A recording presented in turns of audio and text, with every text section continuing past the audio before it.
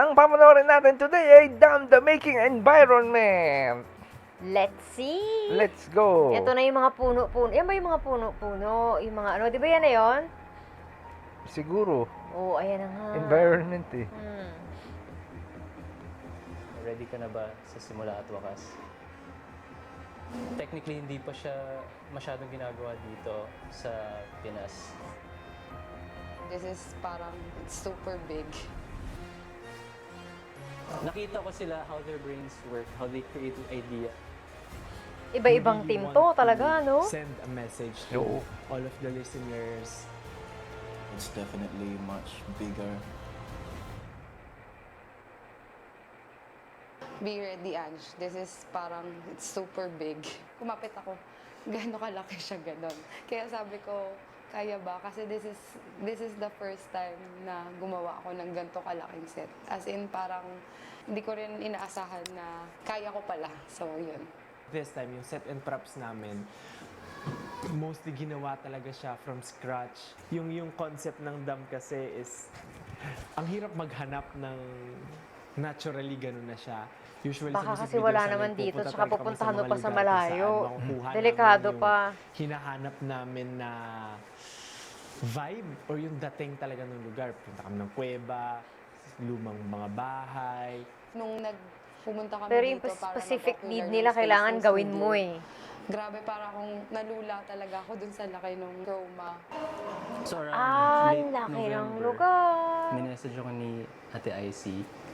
Sabi niya, Nico, ready ka na ba sa simula at wakas? So wala pang 1 minute nag-yes na ako. Tapos after that, dire-diretso na yung brainstorming meetings namin to get ready for preparing to pitch para sa music video. You want it like windy, like foggy windy. Doon talaga yung nasa isip ko. Yeah.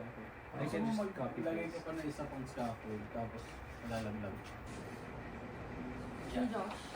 Na, Yung dito, yung parang may lightning emerald. Hindi, ano yan eh? As in Hogwarts kind. Tapos may crowns emerald. Ayan, kailangan magtrabaho kasama yung director para dun sa ano, no? Sa editing niyan.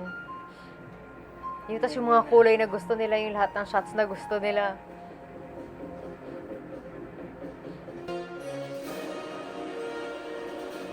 Pero buti na lang gumawa sila ng ganito, no? Para makita rin ng iba na, ano, yung magkaroon na lang sila ng extra appreciation. Hindi ganun kadali Hindi gumawa ng madali kasi ganyan. gumawa ng ganyan. So kung inabot ang halimbawa ng 1 taon niya no ano, ganun kasi talaga. Oo. Hindi naman yan nakukuha sa, ano, sa isang pitik lang na gano'n nandiyan dyan na. Kasi iba may ibang fans ganun, parang, ay, nasa na yung MV, nasa na yung... Mamadali. Oo. Lahat ng tao na nakapaligid sa'yo Pero na may parang costume pa lang yan. doon pa lang sa creative deck. Grabe nung sinend sa akin ni IC na sabi ko, IC, nung binabasa ko siya, parang nagtetel ng story. Tapos parang kinikilabutan ako kasi sabi ko, shucks, ano to? Parang pagka nabasa mo yung ganong parang brief, gusto ko siya ma-experience. Tapos gusto ko makita kung kaya talaga na magawa natin. I-N. 18. 80IN to? Oo, so A, B, C, D, E, F, G, H, I, J, K, L. Alphabet. So for this project, mas naging close ko kasi yung 5 due to meeting halos every day with them. I've worked kasi with them for the past few years na rin, pero hindi ganito ka dikit sa opinions nila, 'di ba? Na minsan kasi I'll work with them pero yung ideas naka-hash out na for me na ready to go, ready to execute na lang. Pero first time kasi ito sa DAM na from the start, from the birth pa lang ng idea, Galing sa involved kanila. na kaming lahat all together. Lahat ng ideas tinatapon lang during the meeting. Minsan, sobrang tagal na ng meeting pero bagong ideas pa rin ng bago. Tapos minsan, kapag tapos na yung meeting, Gusto mo nang tapos umuwi, na, no? lalapit sila. Puro ideas pa rin. Ganda din to, ganda. Hindi In pa rin terms of tapos. Music video. Tapos pagtapos ng production meeting naman, yun, di yun man it's talaga siya definitely natapos. Much bigger. Ganun din sila ka-excited, which is very motivational for us, I'm sure. Yeah. Nakita ko sila how their brains work, how they create ideas. Bakit ba nagkaganto ang daming tukso? Di ko kailangan tumakbo, dito lang ako. Kasalanan kong lahat ng to lang kumpay sa paggusto. Sobrang ganda kasi ng Kala mo ideas talaga. na binabato ng lahat ng kasama sa prod. So, ayokong i-limit sila Ano ba yan? sa hindi kaya. So for this music video, I forced myself din na mag-aral ng bagong software na mas advanced, mas kaya ng kailangan. Nasa ano, Sobrang siguro yung sa ano, laki no? ng risk na tinitake namin. Pag ganyan ka talagang ano, mapipilitan ka mag-aral eh, no? Nang, Kasi yun sa kanya, di ba? Kung sa editing, yung ano, yung sa kulay, sa, di ba?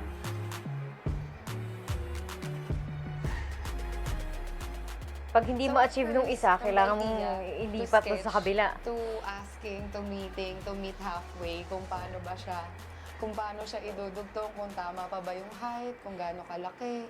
So for me, nung una nag-sketch ako, and then we asked kung hanggang saan yung limit. As in, sobrang tagal kasi ng back and forth namin ni Ange specifically. Tapos sobrang, parang Taas, ang daming restrictions. So parang nag-resort kami to 10 steps. 10 steps. Which means na maglaland yung problem sa akin na Oo. magiging mas Extend, marami. Mas marami yung i-extend Oo. mo. So, Yeah.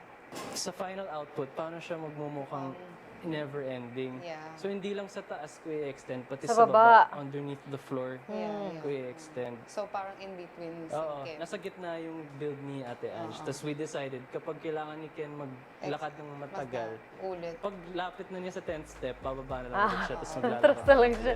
Kasi wala na siyang tutungtungan. Hanggang dun lang. What happened then before that was, di ba kailangan natin in a way Ayun oh, hindi mo basta-basta end ma-achieve officially yun eh. yung pagtatag era. So, in-incorporate natin yung concept of yung sa concert yung pagtatag 3. Lalagay natin yung story niya sa MV para lang may period na talaga yung story na yun. Diba?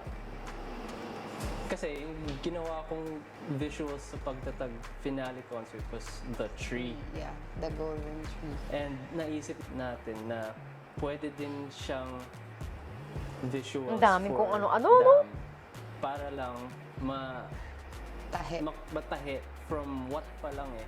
'Di ba yung pagtanim ng puno sa pagtatag nag-bloom. Tapos dito sa simula at wakas, yung kwento ng talagang wakas. Yung ending ng story ng puno is Yung bearing of fruit. na So, apple. medyo nag-brainstorm tayo ng matagal doon. Para mabuo yung kwento from the start. Ange and Nico magic yun. Kung paano- buti na nga lang, may aid na ng computer ngayon eh. Kaysa gawin mong set lahat yan. Oo, grabe yan. Mukhang magical. Yun na nga lang, di ba? Yung ilalim na lang yung ginawa nila, oh. Mukhang puno. Mukhang SB19 puno. na connected pa rin dun sa pagtatag na tree.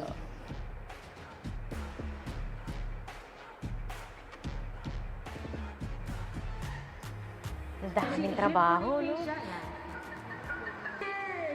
Even though siyempre, yung iba kasing tao gusto nila ano eh, set pa rin talaga kasi totoong tangible na bagay. eh. Pero, Depende kasi sa budget mo oo, yan. depende sa budget eh. So hindi kita yung mga nasa green. Mas madali na yung ano yung computer, di ba? Kung ma-achieve naman doon, tapos maganda rin naman yung For me, kalalabasan. ako, sabi ko palagi, Why not? Kahit sobrang hirap yan, gagawin ko yan. Gagawin ko talaga yung 100% best. Alam yan ng everyone. Parang kailangan kong patunayan na kaya ko. So, eto na yun na parang sabi ko sana nagustuhan nila. And then sana nagustuhan siya ng SB19 and sana nagustuhan siya. Grabe, kita mo yun yung props nila sa may ilalim pa lang, oh. Kahit na matagal ko nang ka-work yung boys and other than that, matagal na akong VFX artist, parang palagi akong may kailangan pang patunayan or iaangat ko pa yung last na ginawa ko. Kaya hindi ko talaga gusto Ganda ng props sayang nila. yung opportunities na ganito, na something as grand as this. Kaya talagang in all out, 120% talaga ako dito. Sana talaga napatunayan namin yung kaya namin. Tapos pagdaan niya, dumadaan din yung as ano early as doon. now, Di ba yung sobrang isa? proud na talaga kami sa ginawa namin. Ayun, oh. Sana Ayun, oh, po di ba, oh. Mm. Nagustuhan niyo yung music video ng Dam and the song Paano kaya itself. gawin yun, ano? Kasi pinag-effortan namin yun and we really want to send a message to all of the listeners and we want to inspire people. So sana po ay masuportahan nyo, pakinggan nyo, and ma-inspire kayo sa ginawa namin kanta at music video.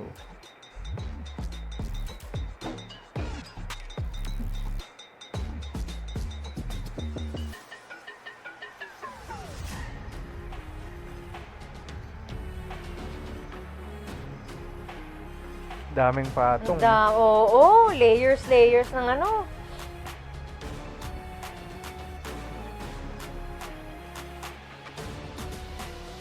Tignan mo, yan lang yung ano, oh. Pero doon, iba na, oh. Ang dami na.